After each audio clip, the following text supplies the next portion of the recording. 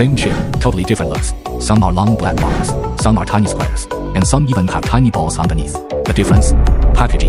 Chip packaging is like giving the chip an outer shell. It protects the chip, helps with power and heat, and connects it to the circuit board. Here are 7 common IC package types.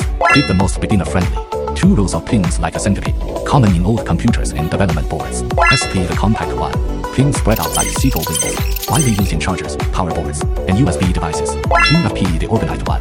Fine pins on all 4 sides for more connections, common in MCUs and communication chips. 2FN, the hidden leg one. Contacts underneath with strong heat dissipation, popular in smartphone power and Wi-Fi chips. BGA, the high-performance one. Tiny solder balls underneath, used in smartphone processors, GPUs, and laptop chips. LGA, the neat one. No solder balls, just metal contact pads, common in desktop CPUs. CSP, the ultra mini one. Almost the same size as the chip itself. Chip packaging has evolved from widely used in earbuds and smart wearables, centipede legs to Seagull wings, to solderable or rigged to almost invisible packaging, all for one goal: smaller, faster, more powerful.